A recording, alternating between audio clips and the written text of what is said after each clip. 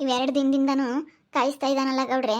ನೋಡ್ರಿ ಯಾಕೆ ಇಷ್ಟೊಂದು ಕೇಣಿ ಸೋಣಿ ಮಾಡ್ತಾ ಇದ್ದಾನೆ ಅಂತ ಹೇಳಿ ಕೇಳ್ರಿ ಇವನ್ನ. 2 ದಿವಸ ನಾನು ನಿಮ್ಮನ್ನ ಕರ್ಕೊಂಬಂದಿರೋದು, ನೀವು 2 ದಿವಸ ಬಂದು ವಾಪಸ್ ಹೋಗಿದ್ದೀರಾ ಅಲ್ಲ. ಹಿಂಗೆ ಇವನ್ ಕೇಣಿ ಸೋಣಿ ಮಾಡೋದು ತಮ್ಮನ ಮೇಲೆ. ಯಾಕಲ್ಲ ರಾಜಪ್ಪ ನೀನು ಹಿಂಗೆ ಮಾಡ್ತೀಯ? ಅಲ್ಲ ನೀನೇ ಬುದ್ಧಿ ಹೇಳೋಣಂತನಾಗಿ ನೀನು ಹಿಂಗೆ ಮಾಡೋದು ಸರಿ ಇಲ್ಲ ಕಣೋ. ಅದು ಯಾಕೋ ನಿನ್ನ ತಮ್ಮನ ಮೇಲೆ ಹಂಗೆ ಮಾಡ್ತೀಯ? ನೀನು ಹಿಂಗೆ ಮಾಡಬಾರ್ದು ಕಣಲ್ಲ. ಬ್ಯಾರ್ಯಾರು ನೋಡು ಅಟ್ಟೂರ್ಕೋಬೇಕಿನ್ನ ನೀನು ಹೆಂಗೆ ಯಾಕ್ರಲ್ಲ ಹಿಂಗೆ ಮಾಡ್ತೀರಾ? ಮೂರನೇವ್ರು ಯಾರನ ಇಂಥದ್ದು ಬದುಕು ಮಾಡ್ಬೇಕಂಡ್ರು.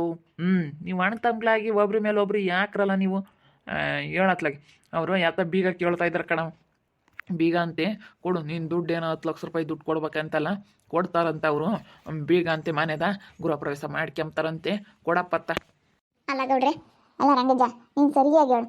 ನೀವು 2 ದಿನ ಬಂದಿದ್ರೆ 2 ದಿನ ಮನೆ ತಗೈದಾನೆ ಯಮ್ಮ ಖಾಲಿ ಹಾಕೋ.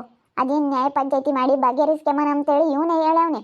ಹೇಳಿದ್ರು 2 ದಿನ ಬಂದಿಲ್ಲ, ಕರ್ಕೊಂಬಂದಿಲ್ಲ. ನಿಮ್ಮನ್ನೇನ ಕರೆದ್ರೆ? ಇಲ್ಲಪ್ಪ ನಮ್ಮನ್ನು ಕರೀಲಿಲ್ಲ. ಮತ್ತೆ ನಿಮ್ಮನ್ನು ಕರೀಲಿಲ್ಲ ಅಂದ್ರೂ ಇವ್ರು ಏನು ಬೊಗಳ್ಬೇಕು ಬಂದು? ಗೌಡ್ರಿಲ್ಲ, ರಂಗಜ್ಜ ಇಲ್ಲ, ಅವ್ರು ಯಾರು ಇಲ್ಲ, ದೊಡ್ಡರು ಅವ್ರು ನ್ಯಾಯ ಪಂಚಾಯತಿ ಮಾಡೋಕ್ಕೆ ನಾಳೆಗೆ ಬರ್ರಿ ಅಂದರು, ನಾಡ್ದು ಬರ್ರಿ ಅಂದರು ಅಂತ ಹೇಳಿ ಇವ್ರ ಕೆಲಸ ಕೆಡ್ಸಕ್ಕಾಗಿನ ಹಿಂಗೆ ಸುಳ್ಳು ಹೇಳ್ತಾ ಇದ್ದಾರೆ. ನೀವು ನೋಡಿದ್ರೆ ಇವತ್ತು ಬಂದಿದ್ದೀರ. ಏನು ಅವ್ರು ಇವತ್ತೇ ಹೇಳಿರೋದು, ಇವತ್ತು ಬಂದಿದ್ದೀರಿ ನೀವು. ಸುಮ್ಮನೆ ಇಲ್ಲದೆಲ್ಲ ನಾಟಕ ಆಡ್ತಾರೆ ಇವರು. ಅಲ್ಲ 2 ದಿವಸ ಕೊಡ್ದಿಲ್ಲದಕ್ಕೆ ಇಷ್ಟು ಸಿಟ್ಟು ಮಾಡ್ಕೊಂತಾರಲ್ಲ ಇವರು. ನಂದು 10 ಲಕ್ಷ ರೂಪಾಯಿ ದುಡ್ಡು ಕಳ್ಕೊಂಡು ನಾನು ಹೆಂಗಿರ್ಬೇಕು ಹೇಳ್ರಿ ಗೌಡ್ರಿ? ನಾನು ದುಡ್ದಿರೋ ದುಡ್ಡು ಯಾರು 1 ರೂಪಾಯಿ ದುಡ್ಡು ಬಿಡೋದಿಲ್ಲ ಈಗ. ಯಾರಿಗೂ 1 ರೂಪಾಯಿ ಬಿಡಲ್ಲ ಇವಾಗ. ಅಂಥದ್ರಾಗೆ 10 ಲಕ್ಷ ರೂಪಾಯಿ ನಾನು ದುಡ್ದಿರೋ ದುಡ್ಡು ಓದ್ಕೊಂಡಿದ್ದಾನೆ ಅಂತಂದರೆ ನನಗೆ ಎಷ್ಟು ಸಿಟ್ಟು ಬರೋಕ್ಕಿಲ್ಲ. 10 ಲಕ್ಷ ರೂಪಾಯಿ ದುಡ್ಡು ತಗೊಂಡು ನಂದೇನೆ ನನ್ನ ಮೇಲೆ ಜೋರು ಮಾಡ್ತಾನಲ್ಲ, ಎಷ್ಟಕ್ಕೆ ಇರಬೇಡ ಇವನಿಗೆ. ಇದೇನಮ್ಮ ಇದು ಥೌ. ಅಲ್ಲ ನೀನು ಯಾವಾಗ ಕರ್ದ ಮನಜಮನನ್ನು? ನಿನ್ನನ್ನು ಕರ್ದೇ ಇಲ್ಲ ನ್ಯಾಯ ಪಂಚಾಯತಿ ಮಾಡೋಕ್ಕೆ ಬರ್ರಿ ಅಂತೇಳಿ. ಯಾವಾಗ ಕರ್ದೆ? ನಾನು ಯಾವಾಗ ನಾಳೆಗೆ ಮಾಡೋಣ ಅಂತ ಹೇಳಿದೆ. ಸುಮ್ಮನೆ ಯಾಕೆ ಈ ಥರ ಸುಳ್ಳು ಹೇಳ್ಕೊಂಡು? ಈಗ ಸುಳ್ಳು ಹೇಳೋದ್ರಿಂದಲೇ ನೋಡಮ್ಮ ಜಗಳಗಳು ಸ್ಟಾರ್ಟ್ ಆಗೋದು. ಈ ರೀತಿ ಎಲ್ಲ ಮಾಡಬಾರ್ದು. ಅವ್ರಿಗೂ ಕೆಲಸಗಳಿರ್ತವೆ. ಯಾಕೆ 2 ದಿನ ಹಿಂಗೆ ಇದು ಮಾಡಿದ್ರಂತೆ, ಅದಕ್ಕೆ ಅವನು ಕೆಲಸಕ್ಕೆ ಹೋಗ್ಯವನೆ. ಬಿಡು, ಇವರು ಸುಳ್ಳು ಹೇಳ್ತಾರೆ ಮಾಡಲ್ಲ ಇವತ್ತು ಅಂತ ಕೆಲಸಕ್ಕೆ ಹೋಗ್ಯವನೆ. ಈಗ 10 ಲಕ್ಷ ರೂಪಾಯಿ ದುಡ್ಡು ಇವಾಗ ಒಂದು ತಗೊಂಡು ಇವತ್ತು ನೀವು ಕೊಡಕ್ಕೆ ಬಂದಿದ್ದೀರಾ, ಕೊಡ್ರಿ. ಅವ್ನು ಇವಾಗ 10 ಲಕ್ಷ ರೂಪಾಯಿ ದುಡ್ಡು ಕಳ್ಕೊಂಡಿದ್ನಿ ಅಂತೇಳಿ ಹೇಳ್ತಾ ಇದ್ದಾನೆ. ಯಾಕೆ ಓದ್ಕೊಂಬಕ್ಕೆ ಹೋಗಿದ್ದಲ್ಲ ನೀನು? ಗೊತ್ತಾಗಲ್ವಿ? ಫಸ್ಟು ನಮ್ಮ ಅತ್ತೆನ ಕೇಳ್ರಿ ಗೌಡ್ರೆ. ನಮ್ಮ ಅತ್ತೆ ತಗೊಂಡು ಕೊಟ್ಟಿರೋದು ಅವ್ರಿಗೆ. ಅವ್ರು ಕೊಟ್ಟಿರೋದಕ್ಕೆ ಮತ್ತೆ ಅವ್ರ ಮನೆ ಕಟ್ಕೊಂಬಕ್ಕಾಗಿದ್ದು. ಅದಕ್ಕೆ ನಮ್ಮಯ್ಯಪ್ಪ ಏನಂತು 10 ಲಕ್ಷ ರೂಪಾಯಿ ಅದು ನಮಗೆ ಕೊಡೋವರೆಗೂ ನಾವು ಮನೆ ಬೀಗ ತೆಗಿಯಲ್ಲ ಅಂತೇಳಿ ಮನೆ ಬೀಗ ಹಾಕಿದ್ದೀವಿ. ಈಗ 10 ಲಕ್ಷ ರೂಪಾಯಿ ನಮಗೆ ದುಡ್ಡು ಬೇಕು ಅಷ್ಟೇ.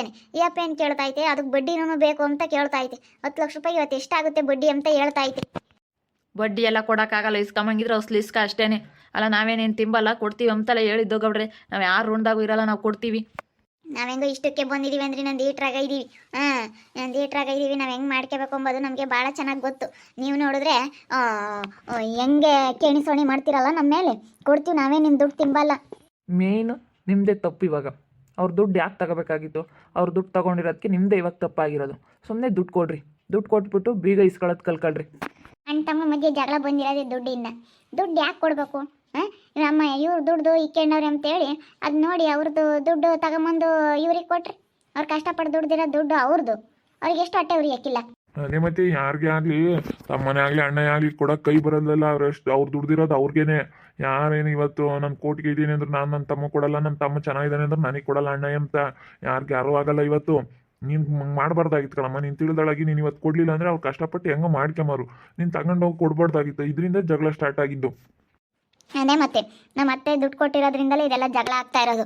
ಅಯ್ಯೋ ಬಿಡ್ರೆ ತಯಾರ, ಇವಾಗ ಅಕ್ಕಿ ಇಸ್ಕೊಂಡು ಕೊಡ್ತಾ ಇದ್ದೀನಲ್ಲ 10 ಲಕ್ಷ ರೂಪಾಯಿಗೆ. ಅಯ್ಯೋ ದೇವ್ರೆ, 10 ಲಕ್ಷನೂ ಇಸ್ಕೊಡ್ತಾ ಇದ್ದೀನಲ್ಲ. 10 ಲಕ್ಷ ತಗೊಂಡೋಗಿದ್ದು 10 ಲಕ್ಷನೂ 1 ರೂಪಾಯಿ ಇಸ್ಕೊಂಬಂಗೆ ಕೊಡ್ತಾರೆ. ನಿಮ್ಮದು ಬೀಗ ಕೊಡ್ರಿ ಅಂತ ಕೇಳ್ತಾ ಇರೋದು. ಕೊಡ್ತೀವಿ ಹೇಳು. ಬೀಗನ ಫಸ್ಟು ದುಡ್ಡು ಕೊಡ್ರಿ. ದುಡ್ಡಂತೆ ಕೊಡಿಸಿದ್ದು ತೊಗೊಂಬರೋಕೆ ದುಡ್ಡ ಇಲ್ಲಣ್ಣ, ಸ್ವಲ್ಪ ಅನುತಂದಿಂದ ಇರಬೇಕು. ನೀನು ನಿಮ್ಮ ಅಣ್ಣನ ದುಡ್ಡನ್ನ ಮನೆ ಕಟ್ಕೊಂಡಿದ್ದೀಯ ಅಂದಮೇಲೆ ಅಣ್ಣ ಕೊಡ್ತೀನಿ ಕಣೋ, ಇವತ್ತಲ್ಲ ನಾಳೆ ಸುಧಾರಿಸು ಅಂತೇಳಿ ಒಳ್ಳೆ ಮಾತನ್ನ ಮಾತಾಡ್ಬೇಕು ಕಣೋ. ಒಳ್ಳೆ ತಮ್ಮದಿರಬೇಕು. ಇಷ್ಟ ನಾನು ರೇಗಾಡೋದು ಜಂಬೆ ದೌಲತ್ ಪಡೋದು ಒಳ್ಳೇದಲ್ಲ. ನೀನೇ ಒಂದು ದುಡ್ಡು ತಗೊಂಡು ಮನೆ ಕಟ್ಕೊಂಡ್ಮೇಲೆ ಒಂದಿಷ್ಟು ಸುಧಾರಿಸ್ಕೊಂಡು ಹೋಗ್ಬೇಕು. ನೀನೇ ತಗ್ಬೇಕು. ಇವಾಗ ನೀನೇ ತಗ್ಬೇಕಾಗಿರೋನು. ಅಣ್ಣ ಒಂದು ಮಾತು ಬೈತಾನೆ, ಏನಾದರೂ ಒಂದು ಬರುತ್ತೆ ಹೋಗುತ್ತೆ, ತಮ್ಮ ಅದನ್ನು ನೀನೇ ತಗ್ಗಿ ಬಗ್ಗಿ ನಡಿಬೇಕು. ಅವ್ನು ಹೇಳ್ದಂಗೆ ಕೇಳಬೇಕು. ಅವ್ನು ಹೇಳ್ದಂಗೆ ನಾನು ಯಾಕೆ ಕೇಳೋಣ? ನಾನೇನು 1 ರೂಪಾಯಿ ತಿಂದಿಲ್ಲ, ಇವಾಗ ಕೊಡ್ತಾ ಇದ್ದೀನಲ್ಲ 10 ಲಕ್ಷನೂ. ನಾವೇನು ಇವತ್ತಲ್ಲ ನಾಳೆ ಕೊಡ್ತೀವಿ, ನಾವೇನೇನು ತಿಂದು ಎತ್ತಾಕಲ್ಲ, ಕೊಡ್ತೀವಿ ಅಂತಲೇ ನಾವು ಕೇಳಿದ್ವಿ ಗೃಹ ಪ್ರವೇಶ ಮಾಡ್ಕೊಂತೀವಿ ಅಂತ. ಅವನು ಕೊಡಲಿಲ್ಲ. ಎಷ್ಟು ಕೆಣಿಸೋಣಿ ಮಾಡ್ದ. ಎಲ್ಲಿ ಮುಂದುವರೆದು ಬಿಡ್ತಾರೋ ನಮ್ಮ ತಮ್ಮ, ಎಲ್ಲಿ ನನಗಿನ್ನ ಜಾಸ್ತಿ ಮೇಲಕ್ಕೆ ಹೋಗ್ಬಿಡ್ತಾನೋ ಅಂಬೋದೊಂದು ಹೊಟ್ಟೆ ಕಿಚ್ಚಿಗೆ ಕೊಡಲೇ ಇಲ್ವಲ್ಲ. ನಮ್ಗೆ ಎಷ್ಟು ಬೇಜಾರಾಗೋಣ. ನಾವು ಇಷ್ಟೊತ್ತಿಗೆ ಗೃಹ ಪ್ರವೇಶ ಮಾಡಬೇಕು ಅಂತ ಇದ್ವಿ. ಈಗಲೇ ಇಷ್ಟೊಂದು ಮಾತಾಡೋನು ಬೀಗ ಕೊಟ್ಟರೆ ಇನ್ನೆಷ್ಟು ಮಾತಾಡ್ತಾನೆ ಅಂತೇಳಿ ಅದಕ್ಕೆ ಗೌಡ್ರೆ ನಾವು ಕೊಡಲಿಲ್ಲ. ನಾವು ಇರೋದು ಹೇಳಿದ್ವಿ, ನಾವು ನಮ್ದೇನೈತೆ ಅದನ್ನ ಹೇಳಿದ್ವಿ. ಇಲ್ಲ ಕಣಪ್ಪ ನೀನು ದುಡ್ಡು ಕೊಡು, ನೀನು ದುಡ್ಡು ಕೊಟ್ಟು ಆಮೇಲೆ ನೀನು ಬೇಕಾದರೆ ಮನೆಗೆ ಹೋಗು ಅಂತೇಳಿ ನಾವು ಇರೋದು ಹೇಳಿದ್ವಿ. ಅದಕ್ಕೆ ಬೀಗ ಹಾಕಿದ್ದು ನಮ್ಮ ದುಡ್ಡು ಆಗಿರೋದಕ್ಕೆ. ಬಿಡ್ರಪ್ಪ ಹೋಗ್ಲತ್ತ, ಇವಾಗ ಏನಾನ ಆಗೈತೆ, ಅವನು ಕಟ್ಕೊಂಡವನತ್ತ, ಇನ್ನೇನು ಮಾಡೋಕ್ಕಾಗುತ್ತೆ. ಕೊಡಪ್ಪ ರಾಜಪ್ಪ ಕೊಡು.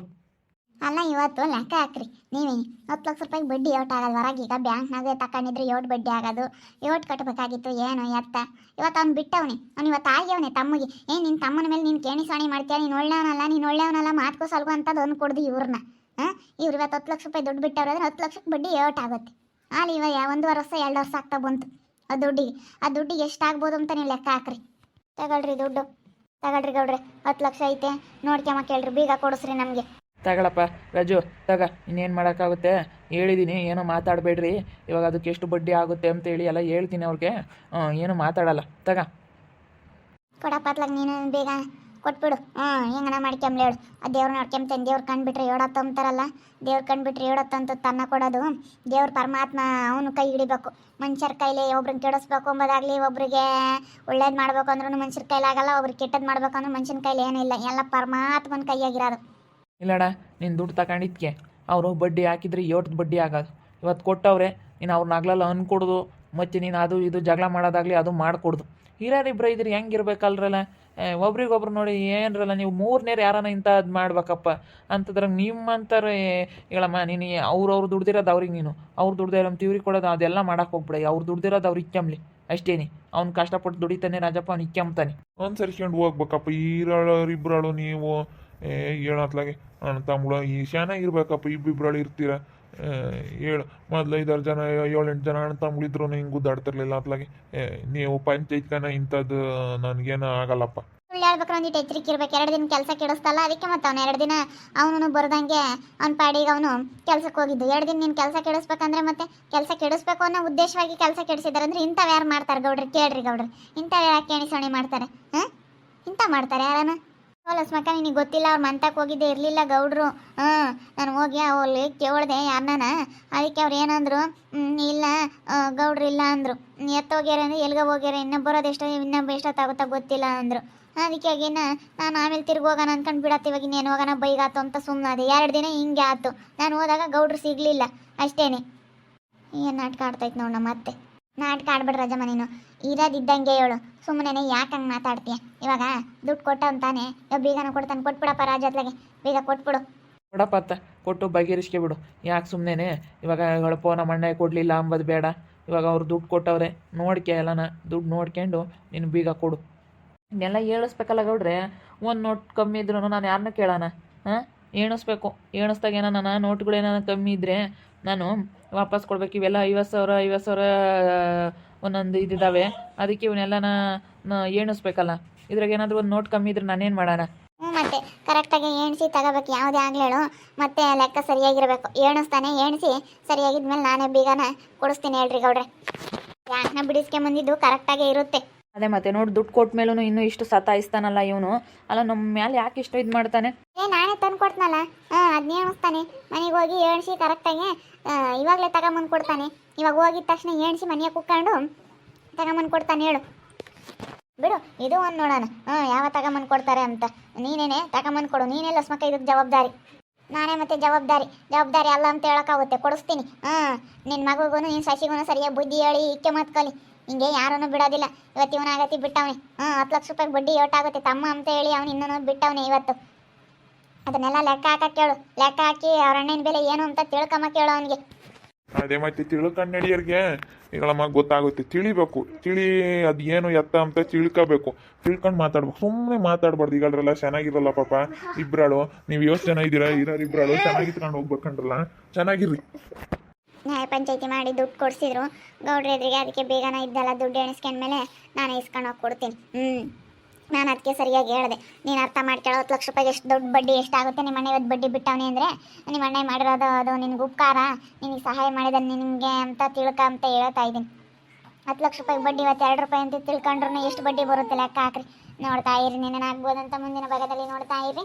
ಹಾಗೆ ವಿಡಿಯೋ ಬಗ್ಗೆ ನಿಮ್ಮ ಅಭಿಪ್ರಾಯನ ಕಮೆಂಟ್ ಮಾಡಿರಿ. ಹಾಗೆ ವಿಡಿಯೋ ಇಷ್ಟ ಆಗಿದ್ರೆ ಲೈಕ್ ಮಾಡಿ, ಶೇರ್ ಮಾಡಿ. ಇನ್ನು ನಮ್ಮ ಚಾನಲ್ ಯಾರೇ ಸಬ್ಸ್ಕ್ರೈಬ್ ಮಾಡ್ಕೊಂಡಿಲ್ಲ ತಪ್ಪದೆ ಕೂಡಲೇ ಸಬ್ಸ್ಕ್ರೈಬ್ ಮಾಡ್ಕೊಳ್ಳಿ. ಓಕೆ ವೀಕ್ಷಕರೇ, ಧನ್ಯವಾದಗಳು.